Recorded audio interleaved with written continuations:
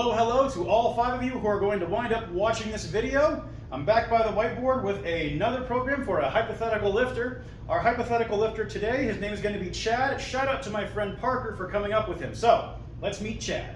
Chad is 20 years old. He's been lifting for a couple of years.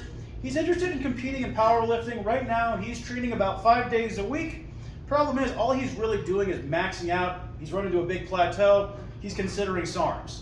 So, what can we infer about Chad based off of this? Well, a few things.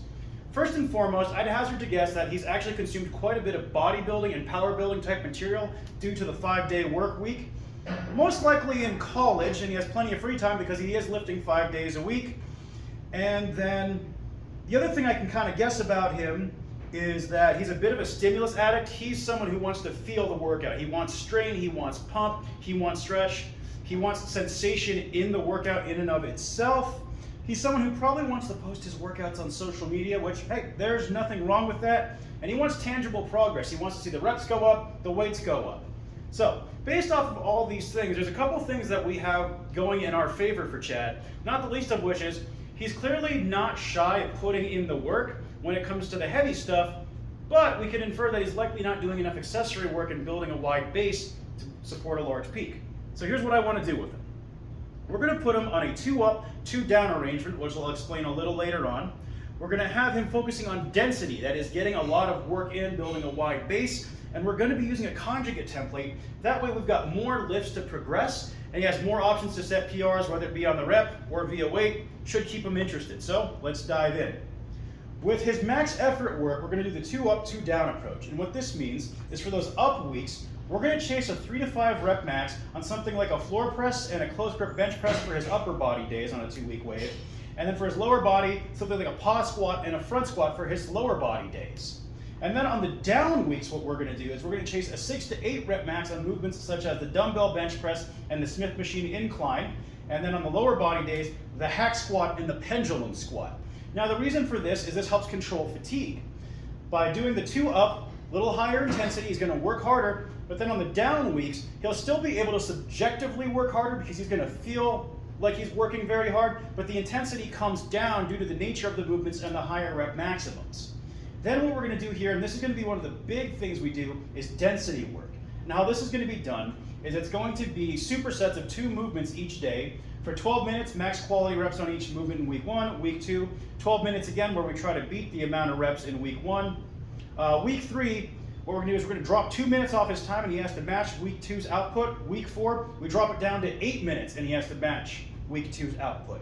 Because based off of what we're understanding about Chad here, because he's in the gym so frequently, he's likely not working that hard when it comes to his accessory work. So this is going to get him to start pushing it.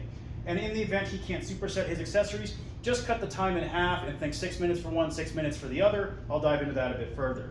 And then for his smaller movements, we're going to do a top set back off approach where in week 1, 12 rep max, drop 15%, 3 sets of 12. Week 2, another 12 RM, drop 15%, 2 sets of 12. Week 3, a 10 rep max, drop 15%, 2 sets of 10. And then in week 4, we're going to do 3 sets of 6 with week 2's weight. This is going to act as a sort of deload because we're really cutting the volume. And you're going to see that idea in week 4 show up yet again in our wave approach. Our percentages for the wave approaches are going to be week 1, 60%, week 2, 65%, week 3, 70%, and week 4, 75%. So it does get heavier from week to week, but then what we do is we drop the volume. The upper body days, we're going to go 3 by 10, week 1, 4 by 8, week 2, 5 by 6, week 3, and then 4 by 3 in week 4. So we're dropping the volume by almost half. So he still gets to touch that heavier weight, but by the end of that 4-week wave, he's done so much work, especially with the density protocol, he's going to be very thankful for that. And then for the squat, similar thing. We're going to do a 5 by 5, 6 by 4, 8 by 3, and then 6 by 2 approach for his lower volume days. Now, how does this look in a normal training week?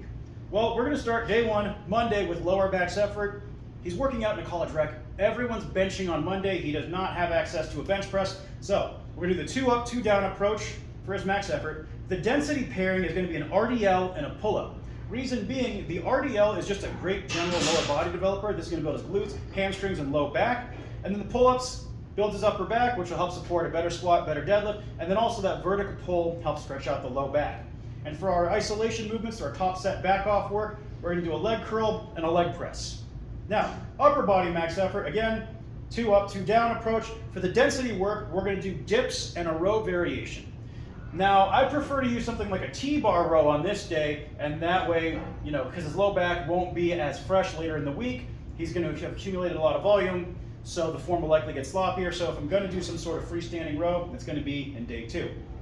Now, day 3, after a rest day, of course, because we don't want to lift more than 2 days in a row, he's going to do his lower volume day. So we have that 4-week wave approach for the squats. And then on the deadlift, what we're going to do is he's going to do nothing but singles using the density approach, but half the time. So 6 minutes, 6 minutes, 5 minutes, 4 minutes for the deadlift. His top set and back off work, it's going to be knee extensions and pull downs. Again, love having vertical pulls on the lower body days. I find it just helps with low back recovery because it stretches it out. Then day 4, upper body volume day, we're going to use that 4-week wave approach for his bench press. And then for his density work, we're going to do a seated dumbbell overhead press and a row of choice. Could be a chest supported row, cable row, standing dumbbell row, something that's going to be easy on the low back. Same reason why we're opting for a seated dumbbell overhead press is because he has done all that lower body volume the day prior. And then again, some bicep and tricep work for the top set and back off. This would be a really good approach for our friend Chad here. Every 4 weeks we add 5 or 10 pounds to his volume waves, and we can run the same movements during these 4-week waves, or we can change them from wave to wave based off of individual strengths and weaknesses. This is kind of a good infinite off season for him. As he approached the meet, we'd obviously want to get more specific. But again, I'm not entirely convinced that Chad purely wants to do powerlifting. He probably wants a bit of everything. So this is going to let him do exactly that. Anyways, thanks for watching. Hope you find something useful.